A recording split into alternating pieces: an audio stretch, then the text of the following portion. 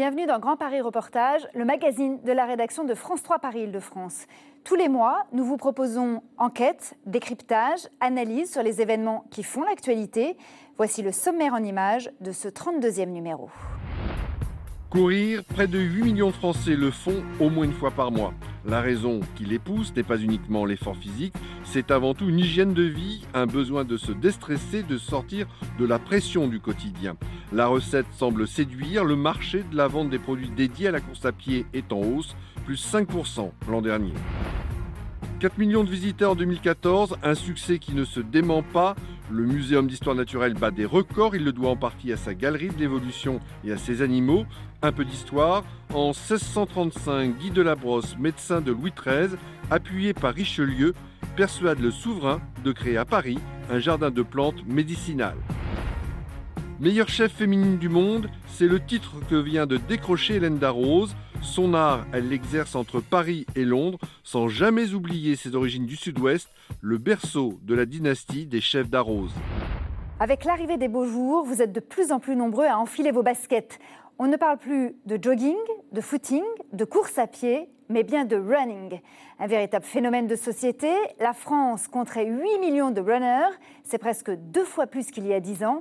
Un marché, vous allez le voir, en plein essor, qui fait le bonheur des magasins de sport.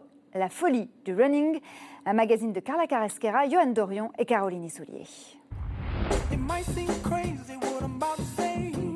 Ils sont partout, hommes, femmes, jeunes et moins jeunes. C'est une tribu qui ne cesse de grossir. 8 millions de Français ont trouvé leur bonheur dans la course à pied. C'est un des sports les moins chers en fait, il suffit d'une paire de baskets et un peu de motivation et voilà, on s'y met. Le goût de l'effort est à la mode. À chacun sa motivation. C'est un moment de défoulement et de s'évader. Parce qu'il fait beau et ça me permet de passer du temps dehors. Mentalement, physiquement, ça me fait du bien la course. Et moi j'aime la course. Le marché du running explose et les équipementiers sportifs se frottent les mains. La course, c'est le sport de prédilection des urbains stressés. Pour nous défouler!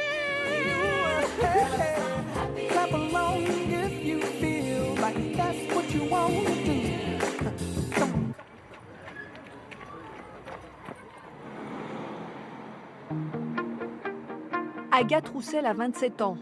Mannequin à 16 heures, elle est aussi mordue de course à pied. Elle a été choisie par une grande marque de sport pour encadrer une équipe de coureurs de son quartier. Nom de code, la Boost Pigalle. La jeune femme trace chaque mardi le parcours de sa séance en fonction d'un certain nombre de critères. Je prépare les runs en fonction du critère météo, parce que s'il pleut, on ne va pas faire 1 heure de renfort sous la pluie. En fonction du critère pollution, qui a été un peu pénible ces derniers temps. Et auquel cas, s'il y a trop de pollution, c'est sûr qu'on ne va pas aller s'entraîner à côté du périph'. Et c'est parti, direction le QG de l'équipe, un bar du 9e arrondissement. Il est 19h, la plupart arrivent du travail et se changent directement sur place. Tout est gratuit. Pour participer, il suffit de signer une décharge. Avant de partir, Agathe briefe ses troupes.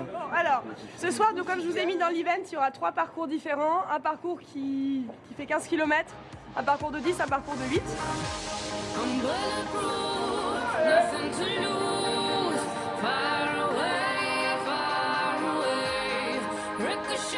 Ce soir-là, ils sont 60 à fouler les trottoirs de la rive droite. Ils ont entre 20 et 45 ans. À mi-parcours, petite halte pour le renforcement musculaire. La course en groupe, c'est la nouvelle tendance dans la capitale. En fait, j'avais l'habitude de courir seul de mon côté. Et le truc, c'est que j'arrivais à un niveau où j'arrivais pas à progresser, j'avais pas les entraînements qu'il faut. Ce qui est bien au sein de la Boost, c'est qu'il y a beaucoup de personnes qui s'y connaissent, qui courent en club et qui viennent apporter leur savoir-faire. Toute seule, j'ai du mal à courir. Là, c'est entraînant, c'est la dynamique du groupe. Du coup, c'est ça, c'est la convivialité, c'est ce qui me motive tous les mardis. Courir la nuit, au milieu des monuments de la capitale, motive aussi les troupes. Mais pour se déplacer en ville, il faut respecter quelques consignes. Là, du coup, il faut faire attention particulièrement aux pistes cyclables, aux feux rouges et aux carrefours. Mais là, de toute façon, tout le monde le sait, les co-leaders sont là pour gérer ça, en fait. Après la séance, retour au camp de base. On s'étire, on s'hydrate et on ne boit pas que de l'eau. On court 15 bornes et après au moins ça nous déculpabilise pour boire une bière ou deux, et puis ça rassemble, c'est cool. On a permis de libérer un petit peu toutes les mauvaises pensées de la journée, on s'est un petit peu libéré. C'est juste super. On est devenu une belle bande de potes, donc c'est vraiment sympa.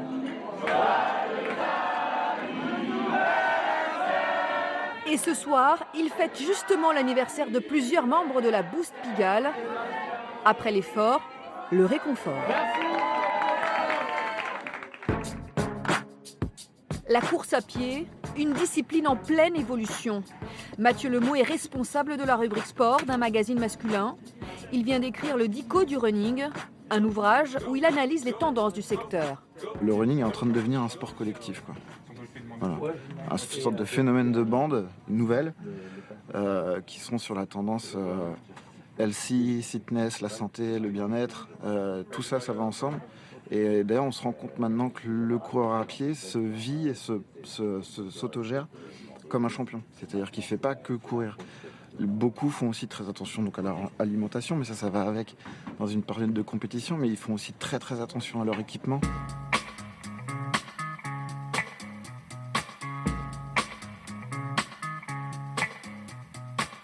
Le running, c'est le sport à la mode. La 3e discipline la plus pratiquée en France, derrière la natation et le fitness. Le peloton a grossi de presque 2 millions d'adeptes en 2 ans. 20% des Français courent régulièrement. Et pour certains, la course à pied est presque devenue une religion. Grégory a 30 ans, il court en moyenne 6 fois par semaine. Parmi ses objectifs, le marathon de Paris. Le running a pris une place très importante dans sa vie. C'est devenu très maladif en fait, puisqu'on devient très très vite accro et du coup oui, c'est passé de 1 à 2 entraînements par semaine à bientôt 100 km par semaine. Et tous les runners vous le diront, à partir du moment où on va passer un cap, on va vraiment prendre du plaisir en courant, c'est très difficile d'arrêter. C'est même devenu pour moi impossible.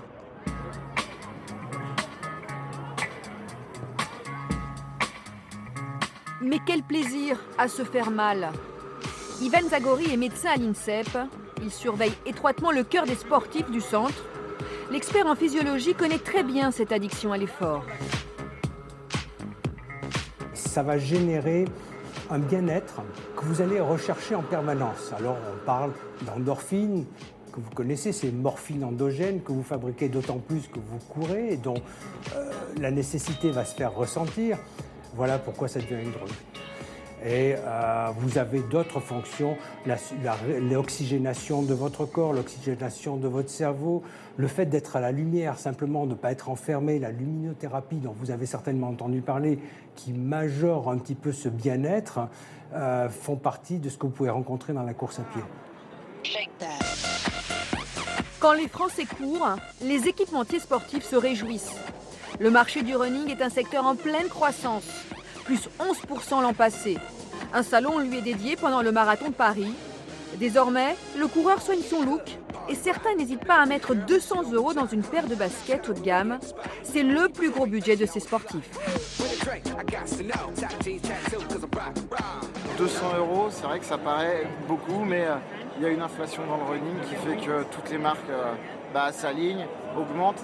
Et le prix est une sorte de gage de qualité, c'est comme dans le luxe. Et voilà. Et la running est en train de devenir un objet de luxe un peu, quoi. Installer ses chaussures. Pour vendre des chaussures à un tel prix, il faut soigner les sportifs. Beaucoup de grandes marques proposent un examen très complet de la foulée. Donc en moyenne, vous effectuez 70 cm par foulée, donc ça c'est à titre indicatif. Maintenant, on va calculer les angles de pronation. Avec le test, plus les questions qu'on va lui poser par la suite, on pourra lui proposer 2 voire 3 modèles de d'autres marques qui conviennent parfaitement à son type de pratique, sa morphologie et également sa foulée. Les clients sont traités comme de véritables champions et acceptent plus facilement de mettre la main à la poche. C'est un gros budget. Je vais dire que c'est du matériel technique, mais c'est vrai que là, en ce moment, le running est en plein essor et je dirais même que donc du coup, les prix flambent un peu. Dans la panoplie du coureur, il y a un objet qui est devenu indispensable, c'est la montre connectée. Ces ventes ont littéralement explosé ces dernières années. Elles permettent de calculer le nombre de kilomètres parcourus, de surveiller sa fréquence cardiaque ou encore de connaître le nombre de calories dépensées. Ça, on est les seuls à le faire. Alors très honnêtement, je ne sais pas à quel point c'est fiable ou pas, pour être sincère. Même si l'équipementier s'y présente me dira si. C'est pointu. C'est assez. Mais quoi qu'il arrive, c'est motivant. Finir un run et vous avez perdu 800 calories. Moi, je suis pas trop concerné par le problème, mais. Non, t'es pas concerné par le problème. Avec cet équipement, le coureur n'est plus solitaire. C'est un des accessoires, je pense, qui a aidé aussi à la démocratisation de ce sport-là. Parce qu'au travers de ces montres-là, on peut enregistrer, mais ensuite, derrière, on peut partager, on peut analyser. Une fois qu'on a fini de courir son marathon, on va mettre sa trace sur le site et puis on va partager à tous ses amis. Tout le monde va pouvoir commenter. Enfin, il y a une vraie dimension presque sociale en fait. Le marché du running ne connaît pas la crise et il a encore de beaux jours devant lui. Car les femmes arrivent en force dans la discipline et elles ne lésinent pas sur la tenue. Ce sont elles qui pourraient continuer à faire progresser le marché dans les futures années.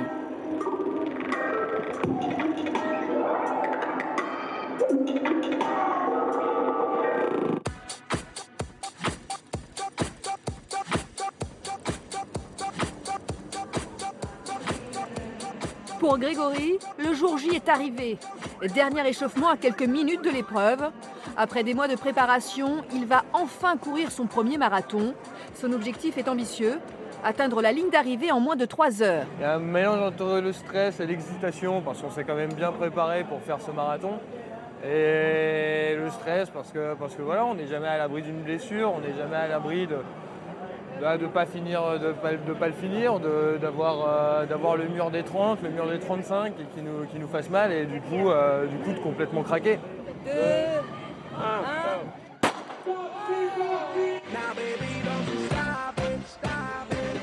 Et c'est parti pour un peu plus de 42 km. Cette année, le marathon de Paris a battu son record d'affluence avec 54 000 inscrits.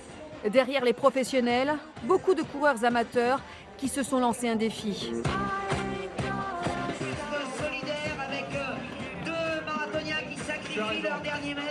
Grégory, lui, a bien mérité sa médaille, même s'il a dépassé le temps qu'il espérait faire. Ça c'est bien. Bravo, La course a été très difficile.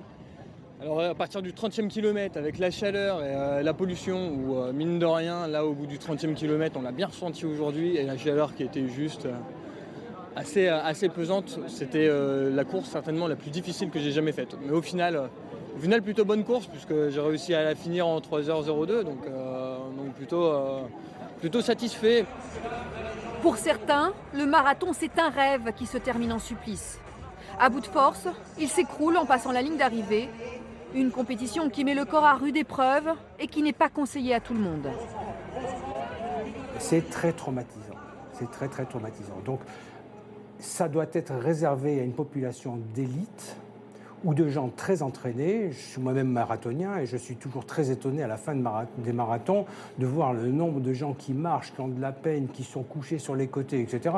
C'est un enfer. Pourquoi ? Parce qu'il y a 30 000 personnes qui font un marathon, 40 000 à New York, et tout le monde se dit, s'il y a 40 000 personnes qui le font, moi je peux le faire. Et cette banalisation, c'est pas forcément une bonne chose. C'est une épreuve très difficile, le marathon. Bien sûr, courir avec modération, c'est très bon pour la santé, et il n'y a pas d'âge pour s'y mettre. Et quand bien même il n'avait jamais été sportif auparavant, attaquer le sport même à l'âge de 50 ans ou de 60 ans, c'est beaucoup de bienfaits, peut-être plus même, en valeur absolue, que quelqu'un qui a fait du sport toute sa vie. La course, c'est peut-être la métaphore de la vie. Se fixer des objectifs et les atteindre malgré les embûches. Se forger un mental de champion pour passer au-dessus des épreuves, car au bout de l'effort, il y a l'ivresse du chemin accompli. Thomas Delpech, vous êtes responsable des épreuves grand public à Maurice Sport Organisation. Vous organisez entre autres le Marathon de Paris, le Tour de France, le Dakar. Alors on l'a vu dans le reportage, la fièvre du running n'en finit pas de monter. À quoi est dû cet engouement, à votre avis ? C'est une tendance de fond énorme qu'on observe depuis 4-5 ans sur toutes les populations. Le running, parce que c'est un sport facile à pratiquer. C'est un sport lié au bien-être. Clairement, quand on parle de bien-être, c'est sortir dehors, s'aérer, aller courir. Voilà. Ça veut dire que c'est plus un projet de bien-être et finalement un projet de vie qu'un projet sportif? C'est pas qu'un projet sportif, effectivement. Il y a du bien-être derrière, il y a un aspect social aussi. Sortir, donc aller voir ce qui se passe dehors et aller effectivement rencontrer quelqu'un qui nous accompagne dans la pratique, c'est important. Et peut-être un petit défi, quelque chose d'important pour soi, pour avancer, pour se créer des étapes, des challenges à court et moyen terme. Alors sur le profil justement des gens qui courent, vous nous confirmez que la tendance se féminise? Oui, clairement. Clairement, on voit de plus en plus de femmes dans la tendance running globale. On voit de plus en plus de femmes courir sur nos compétitions, parce qu'on est organisateur de compétitions. On les voit s'inscrire, elles sont là, sur les distances courtes d'abord. Et tout doucement, on arrive sur des distances plus longues, des distances qui représentent un défi, le semi-marathon, puis le marathon. Et là, on arrive sur le marathon à avoir maintenant près de 25% de femmes. Est-ce qu'on pourrait dire que c'est un sport de seconde catégorie de vie? C'est un second sport. Quand on est jeune, effectivement, on fait les sports co, on va rejoindre une équipe, on s'entraîne entre étudiants, entre voisins dans une ville. Et là, on attaque un second sport. On parle plus de bien-être, on va gérer son planning comme on le veut. C'est ça aussi l'avantage du running, c'est qu'on prend sa paire de baskets, que ce soit au boulot, en déplacement, en voyage, n'importe où dans le monde. On peut visiter une ville dans le monde pendant nos vacances, aller visiter une ville en courant. Voilà, c'est un sport qu'on peut pratiquer partout, qui est facile à faire. Et donc, on parle de reconversion du sportif aussi, oui, beaucoup, pour un grand nombre d'entre eux en tout cas. Je voudrais qu'on revienne sur le marathon. Comment se prépare-t-on pour faire un marathon? Et est-ce que finalement aujourd'hui c'est devenu possible d'en faire un, plus qu'avant? En tout cas, c'est plus impossible, c'est plus un Graal inatteignable pour beaucoup de monde. Le marathonien représente quand même une distance reine, une distance mythique. Mais en s'entraînant correctement, en prenant ça par le bon bout, c'est-à-dire... C'est quoi le bon bout? Le bon bout, c'est déjà faire un bon bilan sur soi, sur son état physique, sur la pratique sportive qu'on a vécue pendant les 15 dernières années, savoir où on en est, si on peut se lancer un défi. Le défi, ça va être peut-être de reprendre la course à pied pour beaucoup, aller faire 3 quarts d'heure de suite, ce qui est déjà un premier step, un premier étage. Et puis tout doucement enchaîner sur peut-être une inscription à une course, se faire plaisir, courir un peu plus longtemps une semaine, enchaîner 2 ou 3 séances consécutives, et puis avoir un objectif. Voilà. Et quand on s'inscrit à une course, tout de suite l'objectif est là. Ouais. Et puis la sensation, on a vu sur le reportage, la sensation c'est franchir une ligne d'arrivée.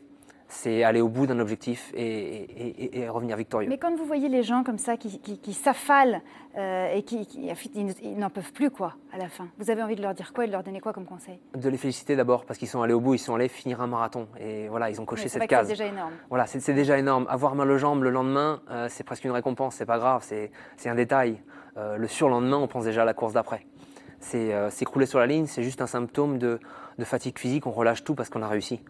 Donc c'est des fois impressionnant quand la personne s'écroule, mais sans mettre plus loin, elle est contente, elle a le sourire, elle a sa médaille et c'est vraiment une victoire. Notamment sur le marathon, qui est la distance mythique. Alors c'est vrai qu'on peut penser qu'on est un petit peu maso à se faire mal comme ça, mais c'est avant tout du bien-être. C'est quoi, c'est 2-3 années de préparation? Pour quelqu'un qui reprend le sport, oui. Et pour quelqu'un qui est sportif, que ce soit un sport collectif ou autre, et qui a un bon niveau sportif déjà d'entretien, c'est une année de préparation. Voilà, on commence par les examens médicaux, on fait un petit point. C'est bien de faire un test VMA, des tests pour savoir où on en est, et puis se fixer après un objectif de date. S'inscrire, c'est important aussi. Quels sont les incidences sur la santé? Tout de suite du bien-être. On en parle dans le reportage. On se lève avec un objectif. Soit on va courir le matin, soit on a un objectif le midi, soit le soir. Mais de toute façon, on va vers quelque chose, un programme d'entraînement. Donc ça, c'est important. C'est important de se fixer ça.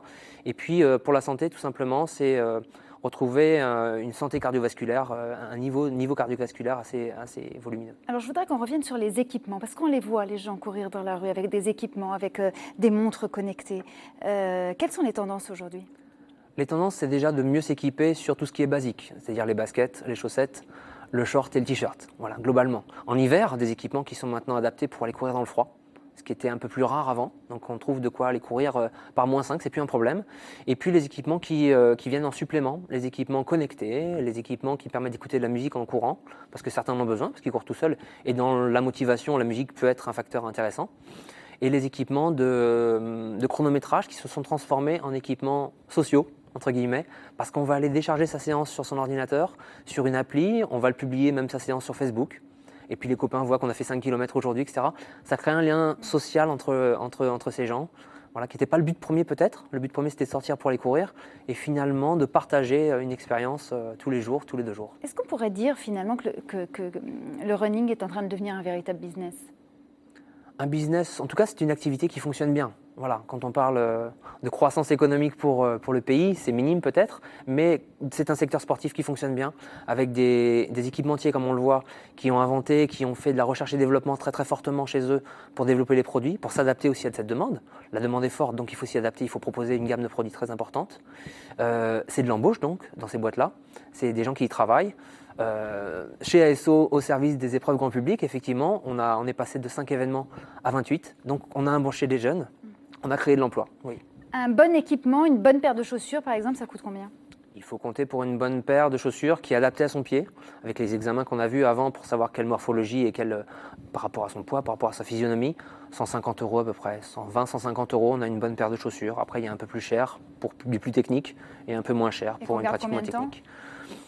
C'est bien de changer tous les 6 mois si la pratique est vraiment intense. Pratique intense, ça veut dire Voilà. quoi, 2-3 fois par semaine? Oui. D'accord. Écoutez, je vous remercie. Merci beaucoup pour toutes ces précisions et cet éclairage. Thomas Delpech, merci. Merci. Partons à la découverte à présent d'un lieu qui regorge de curiosité. 4 siècles après sa naissance, le Muséum d'histoire naturelle séduit plus que jamais. L'an passé, le site a accueilli 4 millions de visiteurs, un record de fréquentation lié principalement à la Galerie de l'Évolution et ses 7000 spécimens. Visite guidée en compagnie de Didier Morel, Olivier Badin, montage Geneviève Fontenay.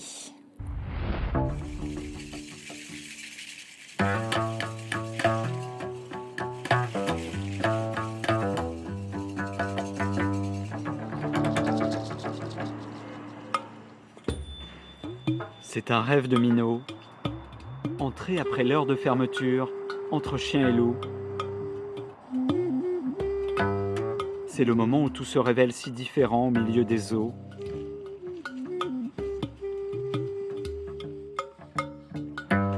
Bâtiment 38, alarme levée, à 20h41. On est un peu comme des enfants, on est un peu émerveillés, on voit pas ça tous les jours non plus. Donc la première fois, c'est sûr que ça surprend. Ici, la ronde de nuit prend autant des allures fantastiques que scientifiques.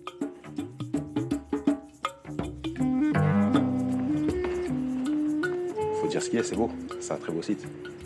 C'est un muséum qui a une renommée mondiale. Je crois qu'il n'y a que celui de Londres et de New York qui peut être comparable.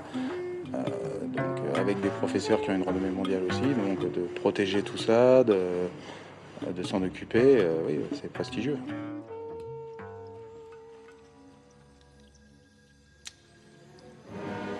La nuit, tout reprend vie, comme l'affirme ce célèbre film américain, La nuit au musée. Effet immédiat sur le public. Des deux côtés de l'Atlantique, la fréquentation repart à la hausse. Longtemps endormi, le muséum parisien a repris vie lui aussi. Il y a 20 ans déjà, démontrant depuis une belle santé. Botanique, zoologie, minéralogie, tour à tour, chacune de ces galeries a opéré sa mutation. 75% de visiteurs en plus l'an dernier, tous conquis. Comment cela a été possible ? Quels sont les artisans de cette révolution ?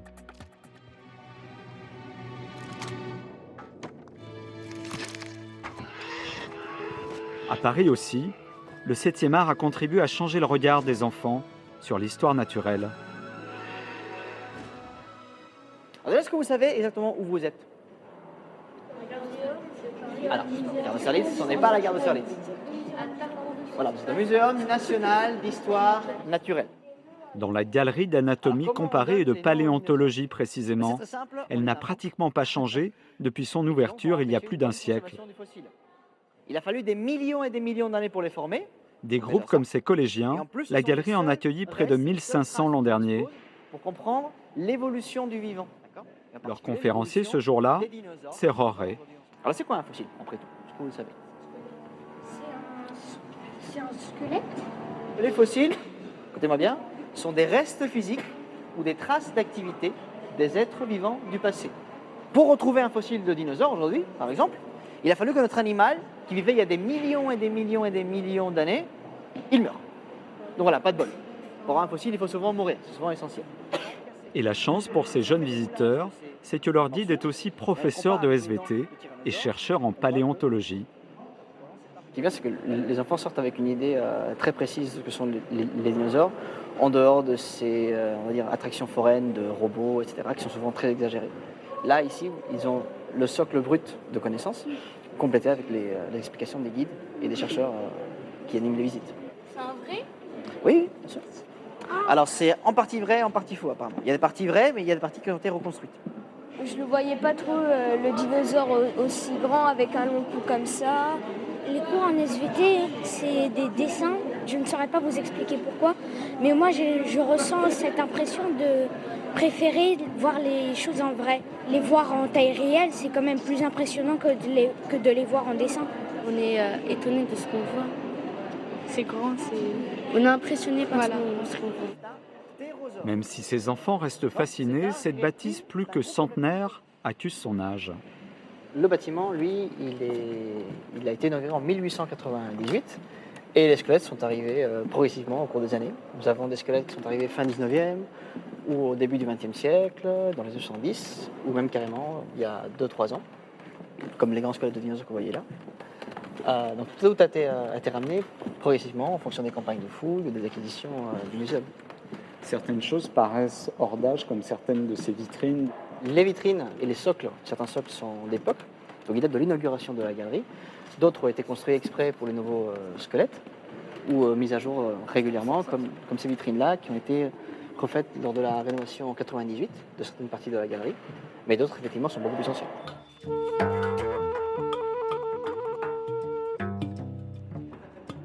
Dans les années à venir, une rénovation complète est déjà programmée, comme ce qui s'est fait dans la Grande Galerie de l'Évolution en 1994. Pour le 20e anniversaire de cette arche de Noé, 700 spécimens ont été toilettés, dépoussiérés, voire réparés pour certains. Depuis, ces animaux retrouvent leur expression et surtout, et c'est nouveau, leur voix. On l'entend, je crois. On entend le lion, au fond. Et donc, retrouver sa voix, ça veut dire quoi? On souhaite que nos visiteurs aient vraiment l'impression d'être quelque part ailleurs, dans la savane, qu'ils puissent entendre les sons des animaux, qu'on crée une immersion et qu'au fur et à mesure de la balade, ils aient l'impression que le troupeau change de place. On le voit en particulier quand la nuit tombe, on a les ombres qui s'allongent, on a le sentiment que la caravane s'en va et que les animaux vont rejoindre un point d'eau ou autre chose. Donc on a vraiment voulu redonner au public cet endroit, cette atmosphère, cet esprit immersif qui a été vraiment à l'origine de ce projet il y a 20 ans. Il faut dire que toutes ces bêtes reviennent de loin. Dans les années 70, elles ont bien failli disparaître dans une nef laissée à l'abandon, faute d'argent. Qu'est-ce qui est arrivé au muséum? Je crois que c'est très simple à dire. Depuis 50 ans, le muséum manque de crédit, souffre d'un désintérêt des pouvoirs publics, ce qui fait que ces bâtiments n'ont pas pu être entretenus. Pour donner quelques maigres crédits à nos chercheurs, nous avons été obligés d'abandonner tout ce qui est, à proprement parler, muséologie, pédagogie dans cet établissement. Déshabillez-moi. Après 30 ans de fermeture, la caravane a trouvé une scène à sa mesure. Oui, mais pas tout de suite. Une réussite. Depuis, ce troupeau de la savane a fasciné 13 millions d'amateurs. Un troupeau qui s'est enrichi de spécimens uniques, comme ce pachyderme, star du zoo de Vincennes, qui retrouve ici une seconde vie. Ils ont une vie en captivité, ils ont un rôle pour raconter l'histoire de la conservation, l'histoire de l'évolution en tant qu'animal vivant dans ce parc zoologique. Et puis ici, ils continuent finalement à raconter une histoire et à nous permettre de diffuser les connaissances et d'expliquer à notre public ce qu'est l'histoire de l'évolution. Et ils ont un travail à la fois de connaissances, et puis pour nous qui les avons connus, c'est aussi une façon de garder la mémoire. Garder la mémoire de plantes récoltées sur tous les continents, un défi. Ces rayonnages abritent un véritable trésor national, la plus grande collection au monde, 8 millions de végétaux. Cet herbier unique par sa taille et sa diversité s'est enrichi au fil des siècles, grâce à différents botanistes, comme la famille Jussieu. Ah, 1789 celui-là. Les Jussieu, en fait, quand on parle d'herbier des Jussieu, on parle d'un herbier réuni par 5 botanistes, 3 frères, un neveu et le fils du neveu. qui sur à peu près un siècle et demi ont eu des correspondants dans le monde entier, ont collecté eux-mêmes des plantes et donc ont réussi à constituer cet herbier. Donc on parle de collectes qui sont parfois assez anciennes, qui datent pour les plus anciennes du début du XVIIIe siècle. Donc c'est quand même un herbier conséquent et intéressant. Cet échantillonnage de la flore planétaire a une double valeur, scientifique et patrimoniale. Alors pendant 5 ans, toute la galerie de botanique a été réaménagée et surtout chaque planche a été numérisée. La numérisation, elle s'est faite d'une façon industrielle, donc il y avait très peu de temps pour chaque spécimen pour rentrer l'information qui est associée au spécimen, qu'on peut voir sur le spécimen et bien sûr sur l'image. Pour compléter ce travail, c'est aux amateurs qu'il est fait appel via un site collaboratif, les Herbonautes, une façon de leur donner accès à une collection réservée aux scientifiques. Déjà plus de 600 000 participations à ce jour. Ça leur permet de voir les objets qui sont concernés par cette rénovation. Ça leur permet de voir la diversité du vivant, puisqu'ont été numérisées principalement les plantes vasculaires, mais aussi des algues, des plantes mises en herbier qui illustrent toute la diversité du monde végétal aujourd'hui. Et puis ça leur permet aussi de voyager à travers les itinéraires de différents collecteurs, que ce soit Michaud en Amérique du Nord ou que ce soit des collecteurs comme Balança en Nouvelle-Calédonie. Ça leur permet vraiment, en fonction de leur intérêt, de choisir différents aspects des collections qui les passionnent plus que d'autres.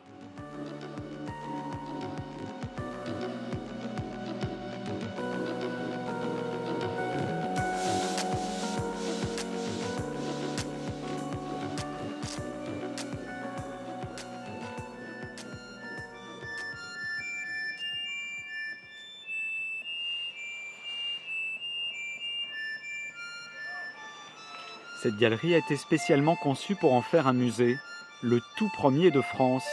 C'était en 1839.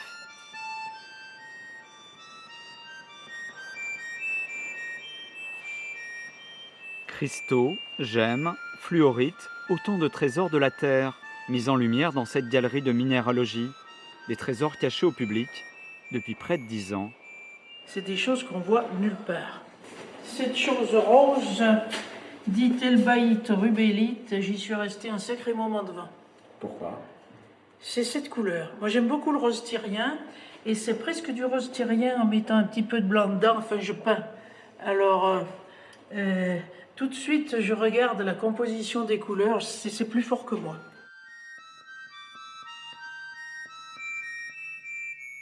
Je trouve que c'est très beau. Je trouve que la nature a fait des choses extraordinaires. Pour moi, ce sont des œuvres d'art de la nature. Connaissez-vous l'histoire du diamant bleu, le plus gros diamant bleu découvert à ce jour? Ce diamant bleu de 69 carats, le muséum aimerait bien l'ajouter à sa collection de 130 000 échantillons. Là aussi, une des plus grandes au monde.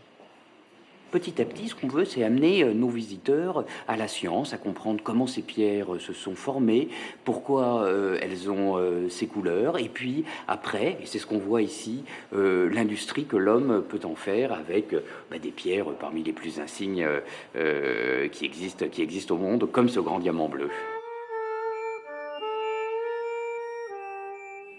C'est incroyable, c'est magnifique. Vraiment magnifique.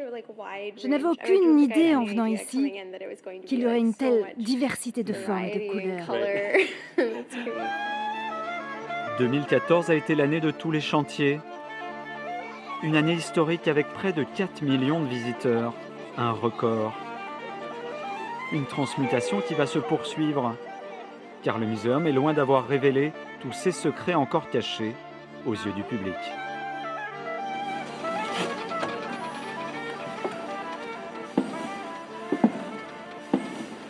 Alors on rentre dans la grande galerie de minéralogie qui est le premier musée en France, c'est-à-dire premier espace construit pour montrer des objets et accueillir du public. C'est un prochain projet de rénovation. Et surtout le prochain projet très attendu de la fin 2015, c'est de redonner vie au musée de l'homme, celui qui achèvera de rétablir le muséum à sa place d'institution scientifique et culturelle de niveau mondial. Moi, je souhaite que le muséum puisse non seulement informer, alerter nos concitoyens, mais je dirais aussi représente une forme d'engagement et propose justement à nos concitoyens de s'engager à nos côtés pour la nature, pour l'environnement, pour sauver la biodiversité. Il y a un besoin de muséum. Le muséum du XXIe siècle est en marche, avec ses quelques 68 millions de spécimens d'histoire naturelle. En près de 4 siècles, il est devenu le dépositaire d'un patrimoine commun à toute l'humanité. Marie-Christine Labourdette, vous êtes directrice des musées nationaux. Alors on vient de voir que le muséum rencontrait un véritable succès. C'est un bel exemple d'ailleurs de l'attachement des Français pour leur musée. C'est quoi pour vous un musée qui fonctionne bien, qui marche bien ? Un musée qui marche bien, c'est finalement l'association de plusieurs facteurs. Ce sont d'abord souvent des collections exceptionnelles, qui est le cas du Muséum d'histoire naturelle, mais qui est le cas aussi évidemment de celle du Louvre, de celle d'Orsay, de celle du Quai Branly, de celle du Musée de l'Armée. C'est aussi un bâtiment qui est attractif par lui-même pour des raisons différentes, soit parce qu'il est dans un grand palais national, ce qui est le cas du Louvre, soit parce qu'il est construit exprès pour être un musée, ce qui est le cas du musée du Quai Branly, soit parce que finalement il trouve une autre raison d'être, qui est la gare d'Orsay, qui est devenue le musée d'Orsay. C'est ensuite une programmation et une manière de présenter les collections qui les rend attractives et attirantes pour le public, qui sait qu'il va découvrir autre chose et finalement se mettre en contact avec l'art. Et c'est enfin, pour que le succès soit complet, un public qui rend vivantes les œuvres d'art.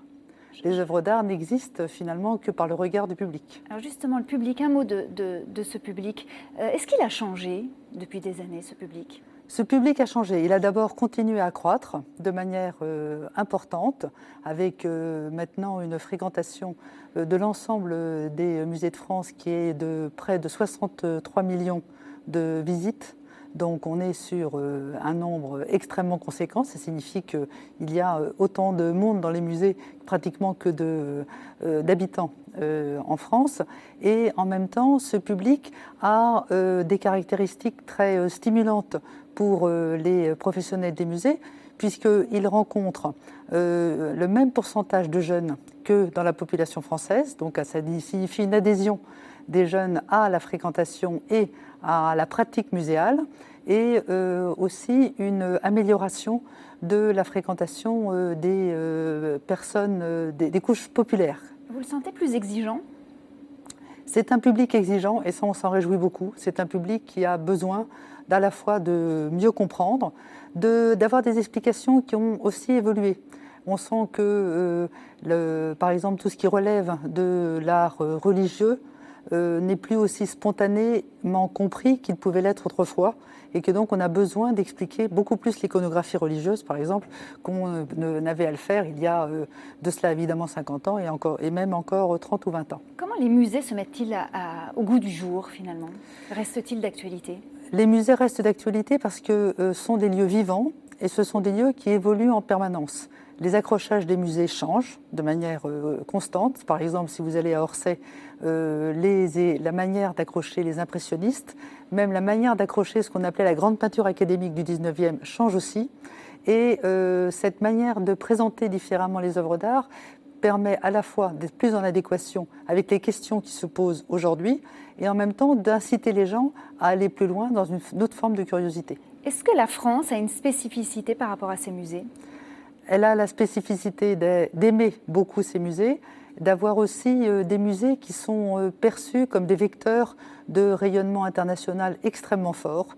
On sait que lorsque les touristes viennent à Paris, ils y viennent pour plusieurs choses. Ils y viennent évidemment pour l'agrément de notre belle capitale, ils y viennent aussi pour la mode et le plaisir de la gastronomie, mais ils y viennent aussi pour les pratiques culturelles et au premier rang desquelles le musée. La France regorge de musées. Il y en a combien ? 1200. 1200. Qu'est-ce qui fait un musée aujourd'hui, selon vous ?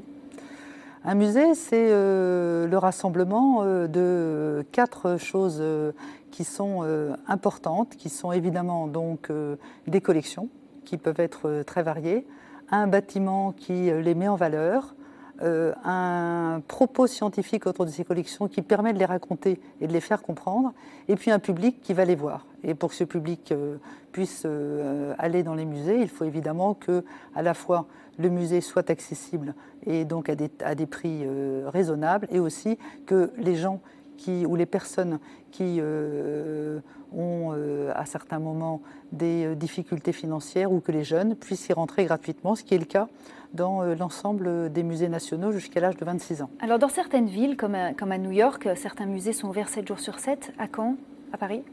À Paris, c'est un projet sur lequel le ministère travaille. Donc nous regardons ce qu'il est possible de faire, en sachant que ça correspond évidemment aussi à une attente et à une demande de nos amis touristes. Quels sont pour vous les plus beaux musées de France et de Paris plus particulièrement ? J'allais dire, tous les musées de France ont leur beauté. Vous séduisent le plus ? Alors ceux qui ont en tous les cas, c'est ceux qui ont une forte personnalité. Et je pense que c'est ça qui est très important dans un musée, c'est qu'il soit un lieu qui marque et dont on se souvient de la visite pour une raison ou pour une autre. Alors dans les très grands musées parisiens qui ont évidemment des personnalités très fortes, il y a le plus grand d'entre eux qui est le premier musée mondial, aussi bien évidemment par le palais qu'il abrite que par la richesse de ses collections et aussi par sa fréquentation qui est le musée du Louvre, où il y a toujours quelque chose à voir. Il y a plus de 400 salles au musée du Louvre, et donc il y en a forcément toujours une que vous n'avez pas vue ou à découvrir. Il y a bien sûr le musée d'Orsay avec les grands impressionnistes, il y a le musée national d'art moderne, le centre Pompidou qui est formidable, et vous avez aussi des beaucoup plus petits musées qui ont aussi un charme tout à fait extraordinaire, comme par exemple celui qui vient de réouvrir et dont la ministre a assuré l'inauguration des derniers travaux, qui est le musée Gustave Moreau, qui est dans le 9e arrondissement, qui est le musée de l'artiste, le musée atelier de l'artiste, et qui est resté inchangé. Donc vous poussez la porte, et Gustave Moreau, celui qui peint Salomé dansante et qui peint des tableaux un peu mystérieux au milieu du 19e siècle, vous avez l'impression que c'est lui qui vous accueille. Paris sans les musées, ce n'est pas Paris. Absolument. Merci beaucoup Marie-Christine Labourdette, et je rappelle que vous avez écrit « Ce que sais-je » sur les musées de France. Merci à vous. Elle vient d'être sacrée meilleure femme chef 2015 par le jury du prestigieux prix Veuve Clicquot. Hélène Darroze est l'héritière d'une dynastie de la cuisine du Sud-Ouest depuis 4 générations. Après avoir fait ses armes dans le restaurant familial, puis auprès d'Alain Ducasse, elle est aujourd'hui à la tête de 2 tables étoilées, l'une à Paris, l'autre à Londres. Le récit de ce parcours exceptionnel avec Ludivine Tachon et Sylvie Tusquemounet.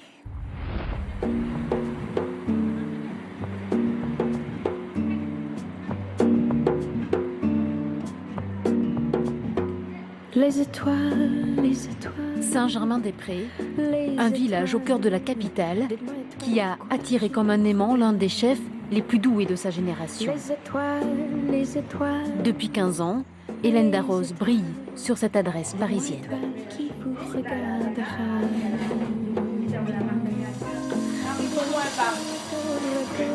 Sa sensibilité, ses valeurs puisées sur ses terres natales, une magique alchimie qui ont fait et qui font toujours le succès de la cuisine d'Hélène Darroze.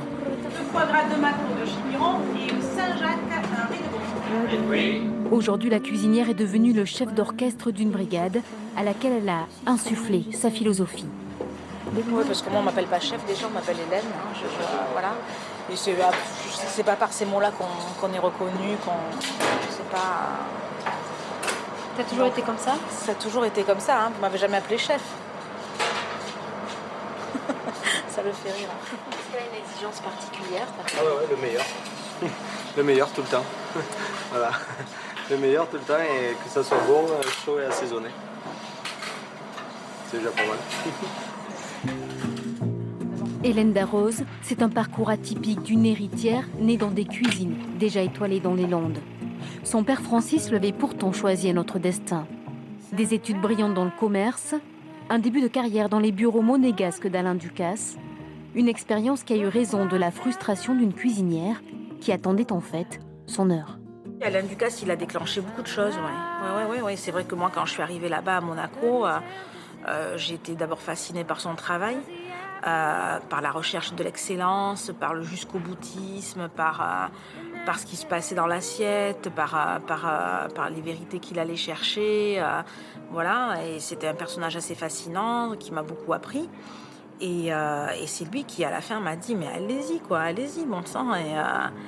Et moi, je lui disais « Mais non, j'ai pas fait d'école, etc. » Et il me disait « Mais c'est pas grave, je vous ai observé pendant 3 ans et allez-y, je vous dis d'y aller. » Papa, il a ce geste extrêmement généreux de dire ben voilà, prends ma place, vas-y. Et en même temps, je sens qu'il le fait, mais qu'il m'en veut un peu. Et puis qu'il est surtout, je pense, mort de trouille. Et que je pense qu'il est toujours un peu mort de trouille, d'ailleurs. Très vite, les critiques repèrent le génie autodidacte de cette jeune cuisinière de Villeneuve-de-Marsan. Mais Hélène a des envies d'ailleurs. À 33 ans, elle décide alors de quitter les Landes, un nouveau virage d'une femme qui ose. Oui, ça a été dur de fermer la maison familiale. Oui, ça a été très très dur. Je ne le cache pas qu'il y a des nuits où j'en rêve encore parce que ça a été douloureux pour tout le monde. Mais bon, voilà, c'est un choix que je ne regrette pas. Je pense que tout le monde aujourd'hui en est content parce que tout le monde m'a vu m'épanouir. La Bouyguette. Ah oui, et ça c'est le Lot. C'est le Lot, c'est ce que je me souvenais, mais ça va, le Lot c'est le sud-ouest. Hein. Bah oui, exactement. Il n'y a pas de secret dans la cuisine d'Hélène Darroze. Juste des piliers solides sur lesquels elle a appuyé son inspiration. Le premier, l'intelligence de ne pas avoir oublié dans ses bagages l'ADN familial, la culture du produit. La matière, regardez. On voit le produit d'exception, on voit le produit artisanal, on voit... Ceci, il a un peu plus de 24 mois. 24 mois, ah oui, d'accord. Nous, notre cuisine, notre discours, il est clair. Hein. La star dans l'assiette, c'est pas le chef, c'est le produit. Donc c'est vraiment hyper important de bien le choisir et d'avoir une confiance avec celui qui nous le fournit. Je tweete en permanence. Toujours connectée. Derrière la cuisinière ambassadrice des produits de son sud-ouest, il y a surtout une femme d'affaires. 2 restaurants, 2 équipes, 2 pays, une pluie d'étoiles.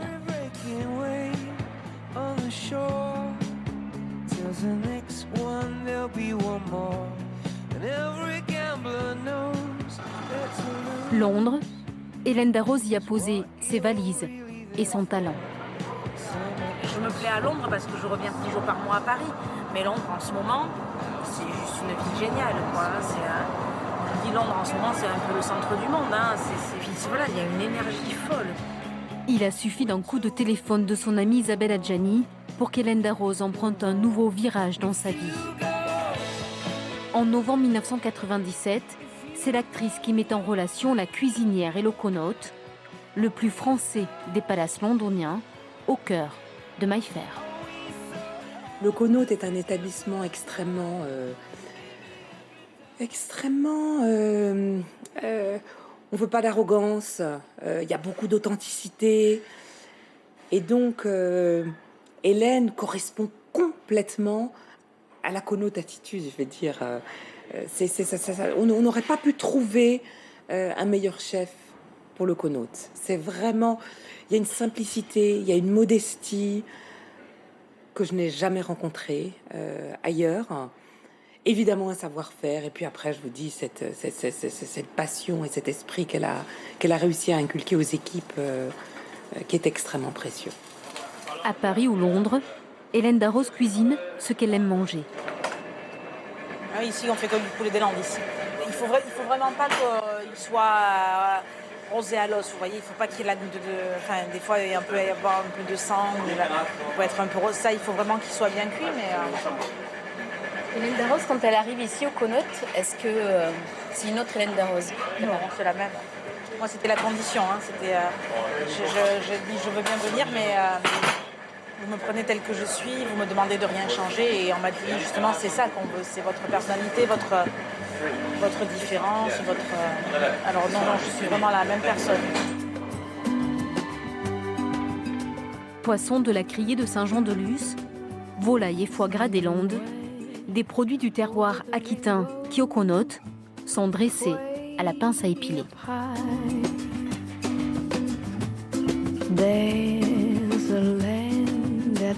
Est-ce que c'est difficile de travailler avec Hélène?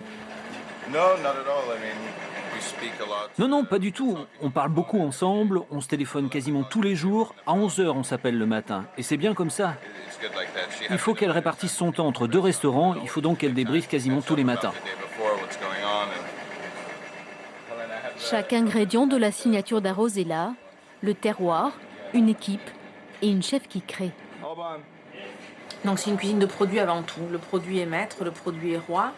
Et ensuite, c'est une cuisine d'émotion. Moi, je vais chercher dans ce que je suis. Et ce que je suis, c'est d'abord une éducation et un terroir. Ça, c'est clair et net. Hein, donc voilà. Et puis après, c'est aussi des voyages, quoi. Après, oui, il y a des tendances maintenant à savoir si on veut les suivre ou pas.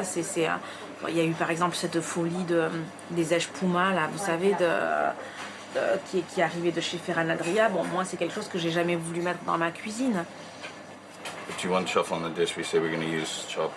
Pour la nouvelle carte du Connaught, Hélène Darroze a donné ses consignes. C'est Alex Dilling qui va interpréter l'imagination du chef. Dans l'assiette, un croustillon au foie gras, copeaux de truffes et pommes vertes, sur un carpaccio de langoustine.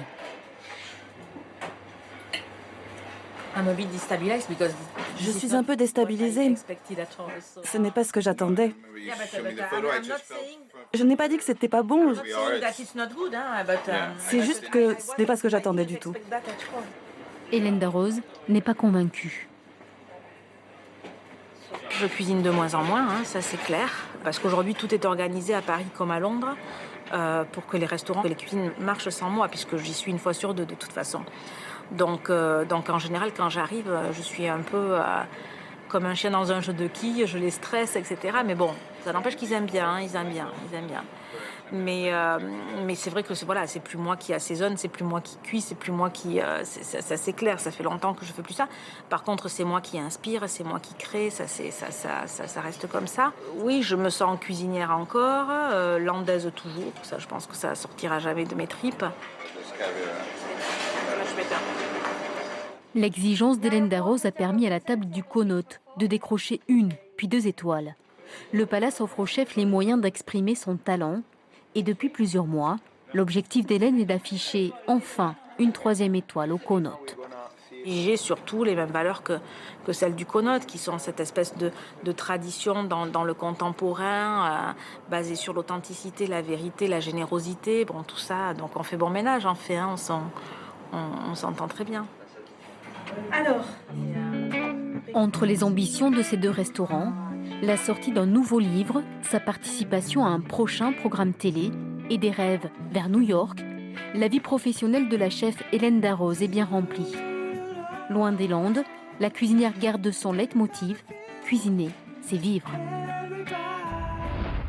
Ainsi s'achève ce magazine. Merci à vous de l'avoir suivi. Vous pouvez revoir, poser vos questions, réagir sur notre site internet France 3 Paris.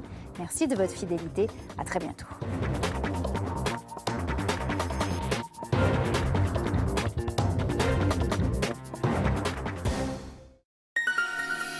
vous êtes bien sur France 3.